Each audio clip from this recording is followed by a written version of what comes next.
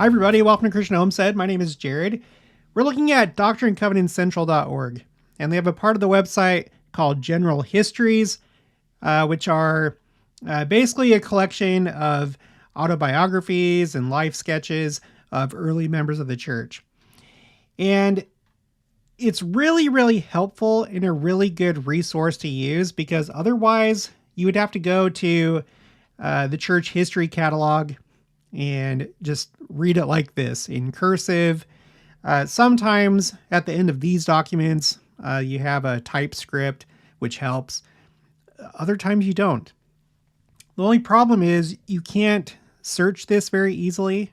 And so I'm glad that Doctrine and Covenant Central put this together, because what you can do is go to Grok. I'm assuming that you can do the same thing with ChatGPT, and ask questions like this.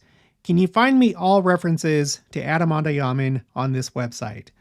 And then it just goes through the entire thing.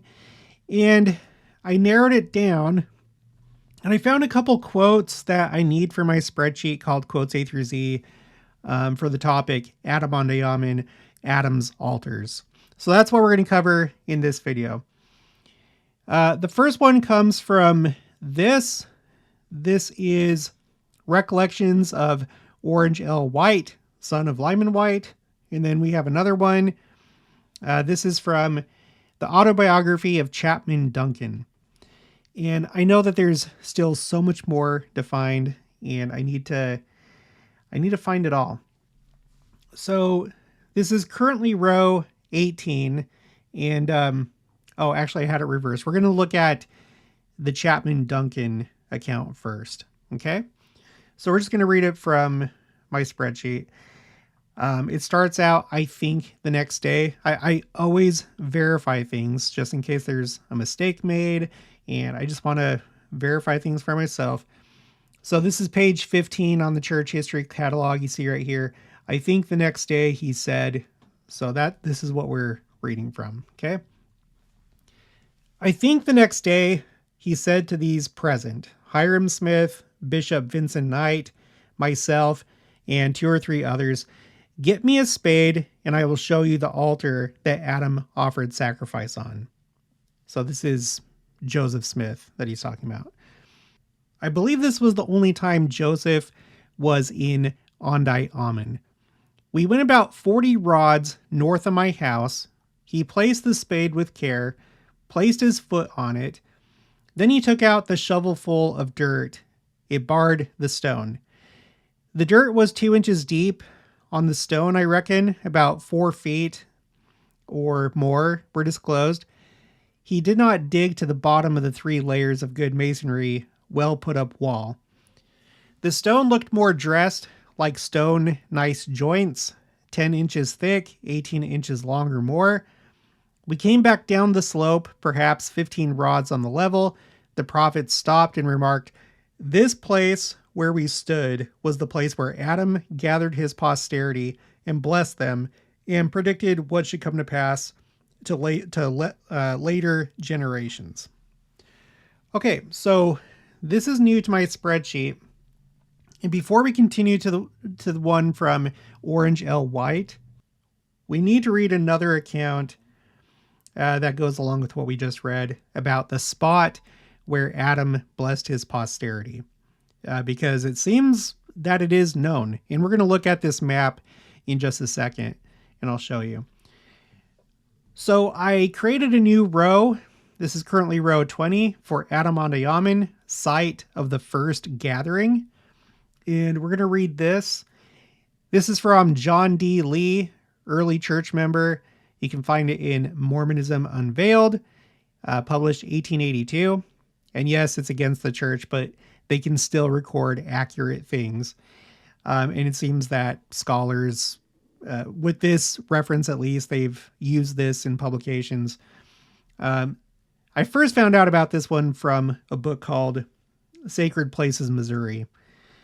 Anyway, he says here, I had built a cabin in the valley of Adam-ondi-Ahman at the point where the prophet said Adam blessed his posterity after being driven from the Garden of Eden.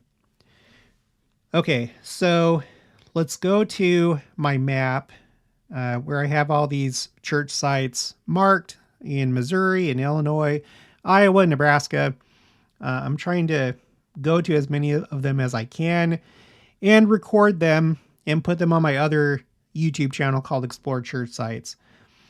So the link for this map is in the description box of each video on Christian Homestead, as well as Explore Church Sites, in case you want to try and hunt these down yourself.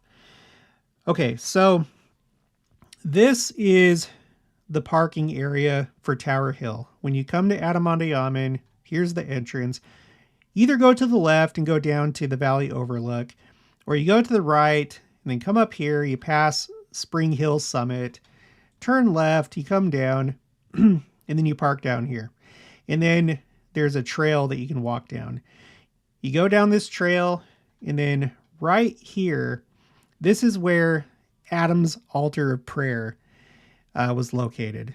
There were two altars, even though it seems like both of them were used for sacrifice. From the quotes that I've collected, it seems like this one is identified as the altar of prayer. And in fact, I have a picture of this. When you come to this point, there's a Tower Hill marker right here that actually it shows a picture of what was once there. There was a bunch of smaller stones. It has like a painting of it up here. You can't see it really well in this photo. But anyway, in front of this, as you're looking at the valley, there's this nondescript cement block. And this marks the spot where Adam's altar of prayer was.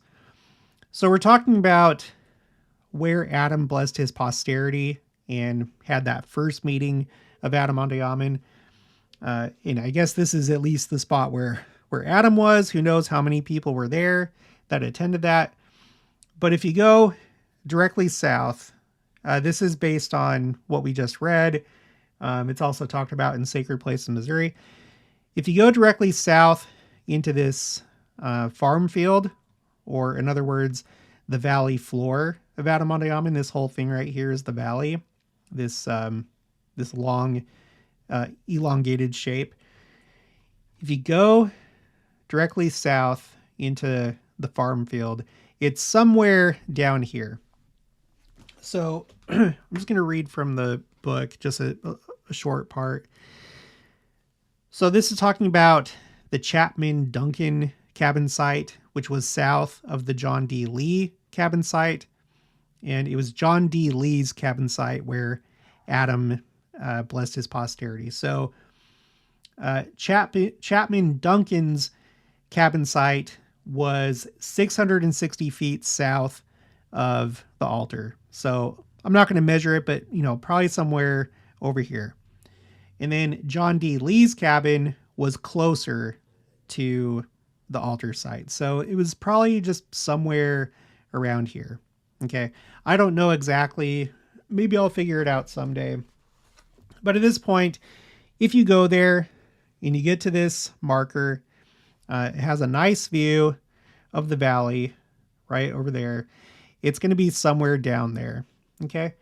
If you want, like I said, I've taken videos of these places.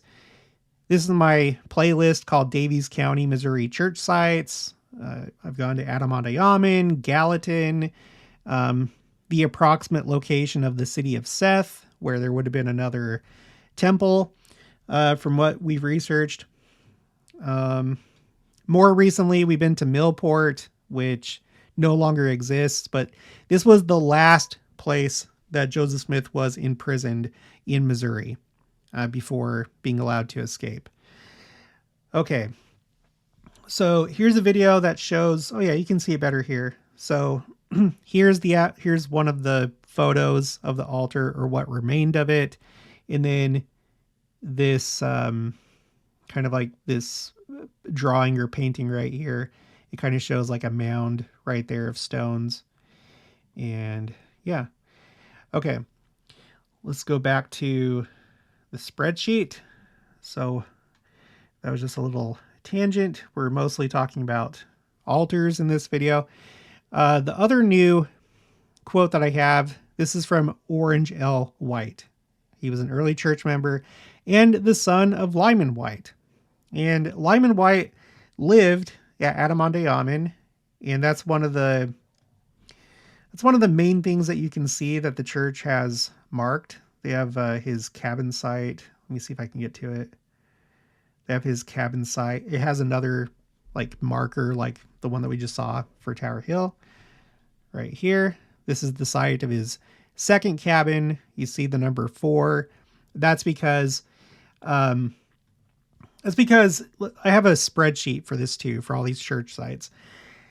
That's because there's a bunch of different markers. It goes up to 26. Some of these locations don't actually have markers, and these are numbered according to Sacred Places, Missouri. But that's what you see here. That's mostly on my map. That's mostly what all of these are these different markers. So marker number 9, if you go up to Spring Hill, this is, I guess, the cabin site or residence of John Smith, the stake president of Adam-ondi-Ahman. Blacksmith shop is number 15, and so forth. Okay. Okay, so Lyman Wight. Lyman Wight had 2 cabins. The first cabin was down here. It's marker 24. And you can walk to all these. There's trails that go to them. But then he had a second cabin, and that's the one that you have this marker for. It is by Preacher's Rock. Okay, so his second cabin was not too far from Adam's altar of prayer over here. Okay, let's read the quote. I was now 11 years old. Father was again called on a mission, but returned shortly, and we made arrangements to move to Caldwell County, Missouri. We moved to Caldwell County and settled about 3 miles from far west. Most of the saints moved from Clay to Caldwell. Also, we had a great many newcomers from the east, so we began to number the saints by thousands instead of hundreds. The county population increased to such an extent that it was thought proper to establish a settlement in another county. Hence, we moved to Daviess County. In our principal settlement at a place on Grand River, called afterwards Adam-ondi-Ahman, named by the prophet Joseph Smith, from the fact, as the prophet told us, that it was the place where Adam offered his holy sacrifice. The altar was still there and not far from our house when we went there. Our father was among the first to move to that county, and father bought land of one Adam Black. You'll see his name mentioned in most of the church histories. I wish now to give a description of the altar, more particular the situation and also other things in the neighborhood, including some things that are there. Please find this a diagram of the place with notes of explanation. Adam-ondi-Ahman was visited a number of times by the prophet Joseph Smith, and I became still better acquainted with him being now 14 years old. I could comprehend and appreciate all, or nearly all, he would say. Now, unfortunately, this diagram that he refers to, I went through all 87 of these pages, and it's not included with the scans of this document on the church history catalog. I would really like to know where that's at. If you know where to find it, please let me know. If you have a copy or a link or something, please send me an email. But I do not have that.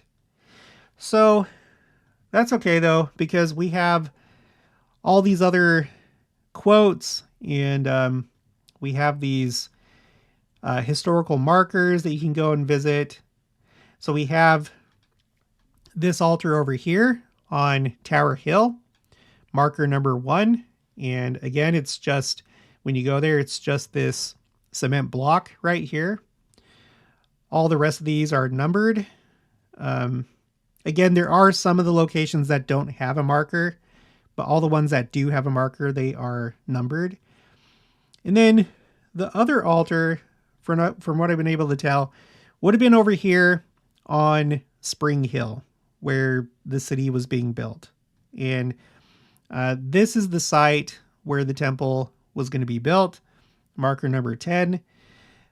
There is, I guess, an alternate site where some people think that the temple would have been built over here on Spring Hill Summit, but it seems like the consensus is that it was going to be built over here at marker number 10, from what I've read. I would like to share some of these other quotes really quick with you in case you haven't caught any of my previous Adam-ondi-Ahman videos, just so you can learn a little bit more about it and what's been said. So we're going to go to History of the Church. Oh my gosh, this is another one I need to go to the primary source, which is probably on the Joe Smith Papers website. But all right, History of the Church, Volume 3, page 34. I'm just going to read the red part.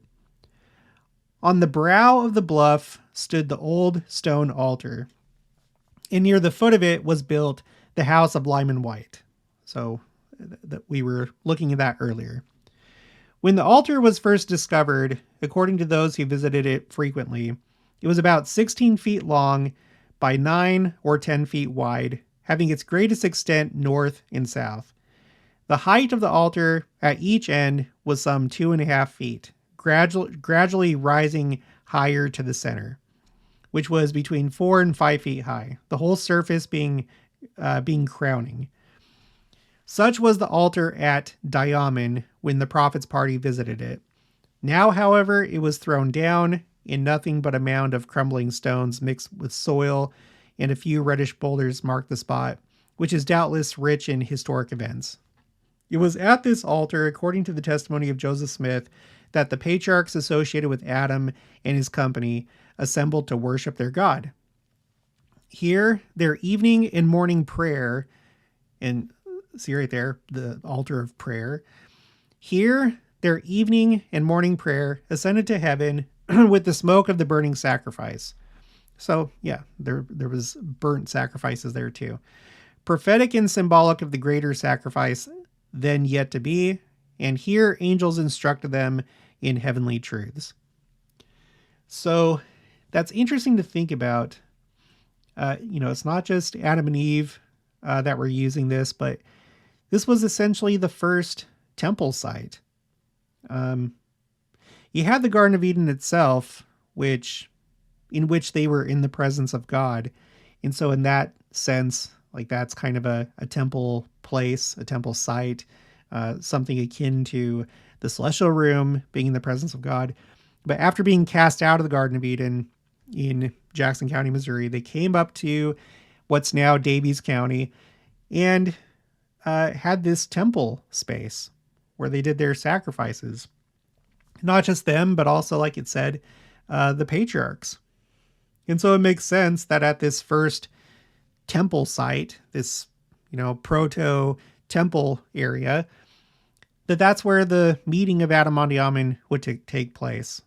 And that the second meeting before the second coming would also take place. Okay, let's go back to the spreadsheet. Let's read this one. This has the right citation. This is Elder George W. Robinson of the 70, General Church Recorder and Clerk to the First Presidency.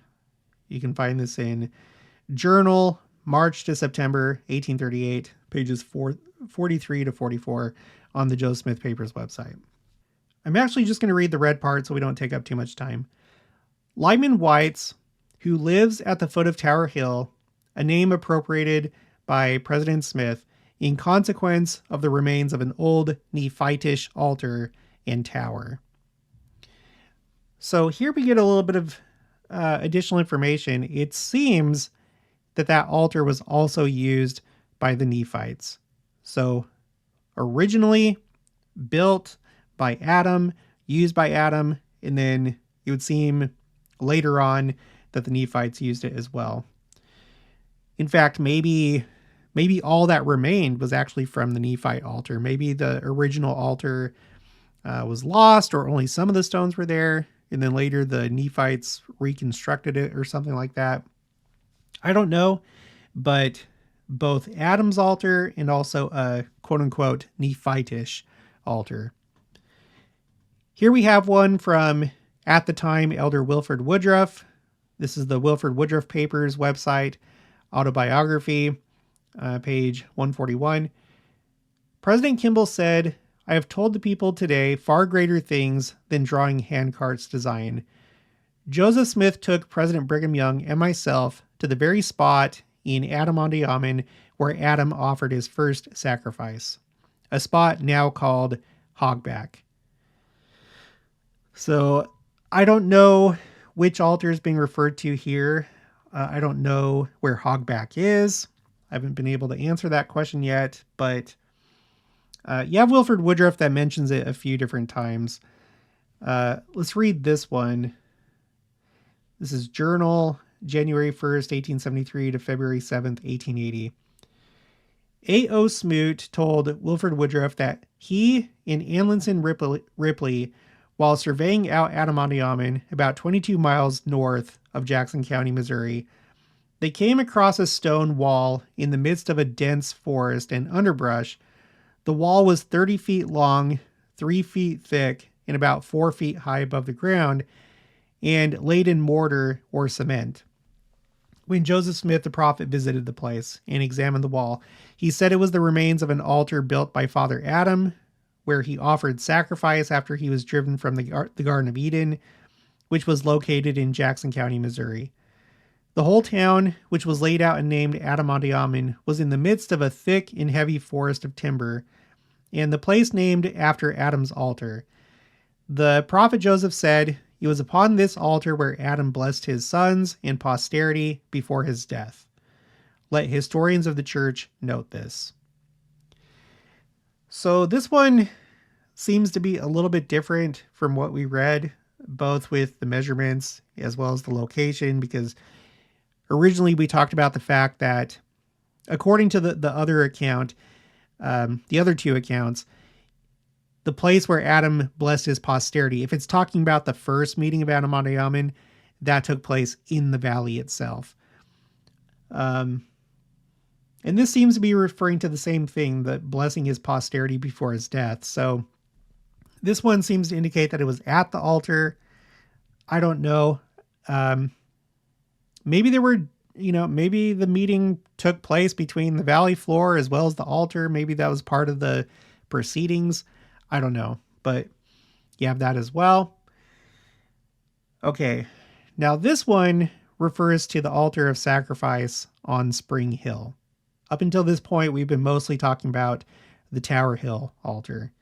This is from Life of Heber C. Kimball, pages 221 to 222. Heber C. Kimball was first counselor in the first presidency. We're just going to read mostly the red parts. "While there, we laid out a city on a high elevated piece of land and set the stakes for the four corners of a temple block, which was dedicated, Brother Brigham Young being mouth. There were from 300 to 500 men present on the occasion under arms. This elevated spot was probably from 250 to 500 feet above the level of Grand River, so that one could look east, west, north, or south as far as the eye could reach. It was one of the most beautiful places I ever beheld." Now, I think that this is the one source that people use to say that Spring Hill Summit matches that description. Okay, so this is as you're driving to Tower Hill, but you can get out, you can park and get out and walk around here. There's not really anything to see other than this sign, but as you look around, you can see out into the distance. Here, let me just click on a few other parts. You can see as far as the eye can see over that way. Turn around that way. Look over there. You can look. So that, I think that's why this is considered potentially one of the sites for the temple, based on what Heber C. Kimball said. The prophet Joseph called upon Brother Brigham, myself, and others, saying, "Brethren, come go along with me, and I will show you something." He led us a short distance to a place where the ruins of 3 altars built of stone, one above the other, and one standing a little back of the other, like unto the pulpits in the Kirtland Temple, representing the order of 3 grades of priesthood. There, said Joseph, is the place where Adam offered up sacrifice, where he cast out, after he was cast out of the garden. The altar stood at the highest point of the bluff. I went and examined the place several times while I remained there. So, yeah, I don't know. I mean, this is Spring Hill Summit. If you go down to marker number 10, which is the other location, it is at the highest point of this area. So I just don't know. But like I said, I think the consensus is this is where the temple was going to be built and will be built in the future. Okay, let's see. There's the other one that we just read, the new one from Orange L. Wight. We don't need to read that one, but let's go ahead and read this from President David O. McKay. This is in the David O. McKay Diaries. You can find it on the University of Virginia's website for Mormon studies. It has excerpts from his diaries, and they have them categorized by topic. So you just go down to Missouri, and that's where you can find this. Okay. This section is called Adam-ondi-Ahman. This was actually written by President Alvin R. Dyer, but it was like a supplement to his diaries. And this was his visit to Adam-ondi-Ahman. Passing Dustman's Diamond Farms, we crossed over a creek bed bridge and ascended the hill on a narrow road to Tower Hill. The party stopped here, and President McKay, President Smith, and the rest of us got out of the cars and stood close to the spot of the ruins of the old Nephite and Adamic altar of prayer. Okay, so there it is again, the altar of prayer, the Nephite altar. Elder Dyer narrated some of the events of historic significance that transpired at this place, which concerned the many visits of the prophet Joseph Smith and of his designating the altars and how they were used by the ancients. Elder Dyer identified the 2 pieces of property totaling 140 acres that options to buy had been obtained from Dustman by the church. The one piece contained the bluff area of Spring Hill, where once many of the homes at Adam-ondi-Ahman were erected, including also the ruins of the storehouse located at the center block in this old city, together with the temple site and the altar site where sacrifice was offered by Adam. So again, we're talking about, so this is the location of the altar of prayer, Tower Hill. You go down this path, past Preacher's Rock, you go over here, and then up this way, and then this is Spring Hill. And again, here's where a bunch of the buildings and shops and houses were at and are marked.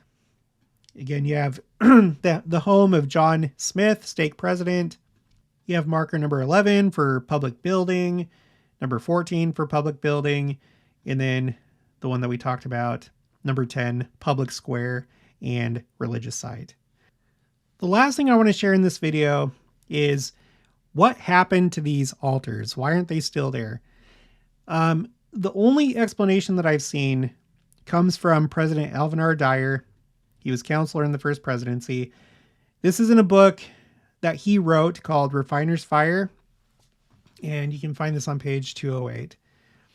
Okay, so the first part talks about the altar of prayer at Tower Hill. We have observed in this respect how the altar of prayer at the top of Tower Hill, just across the small valley of Adam-ondi-Ahman to the southeast from Spring Hill, has disappeared stone by stone, now in the possession of well-meaning visitors to this sacred and historic spot. So, unfortunately, tourists or visitors, people that would be interested in Adam-ondi-Ahman just took the stones. And I don't know, maybe some of them were preserved by the church. I don't know that at all, but I wouldn't be surprised if some of them have been saved. But according to Alvin R. Dyer, they all just disappeared from just random people. And then the altar of sacrifice, that one, it seems like less is known, but it says here, however, the description of the size of these stones given by Hiram Smith, see the foregoing account, would preclude the possibility of visitors carrying them away in the usual manner.